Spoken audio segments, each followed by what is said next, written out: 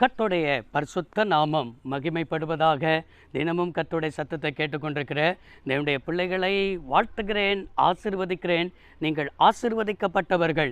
இந்த நாளிலும் கூட பரிசுத்த தேவன் உங்களை பார்த்து சொல்கிற ஒரு வார்த்தை, நீதிமொழிகள் 25ஆம் அதிகாரம் 23வது வசனத்தை உங்களுக்கு ஆண்டவர் தருகிறார். என்ன வார்த்தை என்று சொன்னால், வடகாற்று மழையையும் புறங்கூறுகிற நாவு கோப முகத்தையும் பிறப்பிக்கும் என்பதை ஆண்டவர் சொல்லுகிறார். இன்றைக்கு என்ன சொல்கிறார்னா, கோப முகத்தை விட்டு நம்ம வெளியே வரணும்னு சொல்லி ஆண்டவர் எதிர்பார்க்கிறார். எப்படி வட திசையிலிருந்து காற்றடிக்கும் பொழுது அந்த காற்று மழையை கொண்டு வருகிறதோ, அதே போல நாம் ஒருவரை குறித்து இன்னொருவரிடத்தில் நாம் புறங்கூறும் போது அந்த புறங்கூறுதல் எதை கொண்டு வருகிறது என்று சொன்னால், கோப முகத்தை கொண்டு வருகிறதா இருக்கிறது. சிலருடைய முகத்தை பாருங்கள், நம்மகிட்ட பேசும்போதே முகம் கோப முகமாகவே இருக்கும்.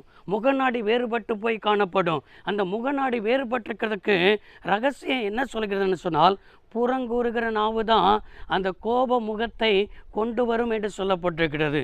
புறங்கூறுதல்னால் என்ன தெரியுமா?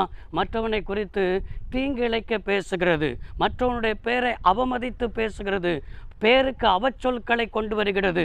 இன்னும் சொல்ல வேண்டும் என்று சொன்னால், பின்னால் முதுகுக்கு பின்னால் பேசுகிறது. இன்றைக்கு நம்மகிட்ட நல்லா பேசுகிறதை போல இருப்பார்கள். நம்மகிட்ட நல்லா பேசிக்கொண்டு நீங்கள் என்ன செய்ய, சரியாக தான் இருக்கிறீர்கள், சரியாக தான் ஓடுகிறீர்கள், எல்லாம் நன்றாக பேசுவார்கள். ஆனால் நமக்கு பின்னால், முதுகுக்கு பின்னால் பேசுகிற கூட்டங்கள் இன்றைக்கு அநேகர் பெருகி கொண்டிருக்கிறார்கள். இப்படி பேசுகிறவர்களை பார்த்து தான், இதுதான் புறங்கூறுகிற நாவு, இவருடைய முகம்தான் எப்படி என்ன செய்யணும், முகத்தோற்றம் வேறுபட்டு காணப்படும். இவர்கள் கோப முகத்தை கொண்டு வருவார்கள். எனக்கு அருமையானவர்களே, இன்றைக்கு உன் முகத்தை பார்க்கிற ஒரு தெய்வம் இருக்கிறார்.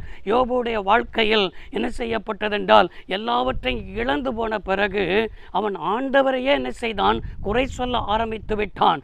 ஆண்டவரே குற்றம் சொல்ல ஆரம்பித்து விட்டான். இப்படி குற்றம் சொல்லிக்கொண்டு தன்னுடைய நண்பர்களை குற்றம் சொல்லிக்கொண்டு இருக்கும் பொழுது அவருடைய வாழ்க்கையில் எதுவுமே நடக்காததை போல, எதுவுமே அவருடைய வாழ்க்கையில் சம்பவிக்காததை போல அப்படியே அவன் வாழ்க்கை காணப்பட்டது.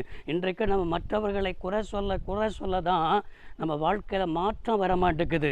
நம்முடைய வாழ்க்கையில் ஆசீர்வாதத்துக்கு தடையாக இருக்கிறது. ஆசீர்வாதத்துக்கு தடையாக பிசாசை நினைக்கிறோம், சில மனிதர்களை நினைக்கிறோம். இல்லை என்று சொன்னால் மற்ற யாரு மேலேயோ நம்ம குற்றம் சாட்டுகிறோம். உங்களுடைய உயர்வுக்கு, உங்களுடைய ஆசீர்வாதத்திற்கு தடை யார் தெரியுமா? நீங்கள் தான் தடையாக இருக்கிறீர்கள்.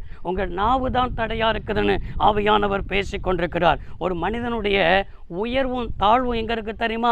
மனிதனுடைய நாவில் தான் இருக்கிறது. நாம் இன்றைக்கு ஆண்டவர் எதிர்பார்க்கிறார், நாவடக்கம் உள்ளவர்களாக என்ன செய்யப்பட வேண்டும், காணப்பட வேண்டும் என்பதாக நம்ம என்ன ஆண்டவர் எதிர்பார்ப்போடு கூட இன்றைக்கு உன் அருகில் அவர் இருக்கிறார். எனக்கு அருமையானவர்களே, மனுஷன் பேசுகிற ஒவ்வொரு வீண் வார்த்தைகளை நீங்கள் நினைக்கலாம், நம்ம மறந்துடலாம், இல்லைன்றால் பேசினவர்கள் கூட மறந்துடலாம். ஆனால் ஆண்டவர் எல்லாவற்றுக்கும் உன்னிடத்தில் கணக்கு கேட்பார் என்பதை நீ அறிந்து கொள்ள வேண்டும்.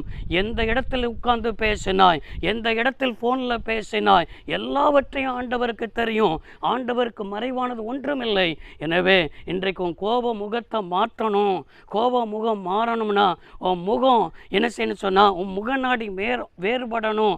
உன் முகநாடி என்ன செய்யணும், ஆண்டவருக்கு உகந்ததாக மாறணும். அப்படின்னா புறங்கூறுதலை விடு. இன்னைக்கு புறங்கூறுத நாவை விடு. என்னைக்கு யோபு 42ஆம் அதிகாரத்தில் சிநேகிதனுக்காக ஜெபிக்க ஆரம்பித்தான், முகநாடி வேறுபட்டது.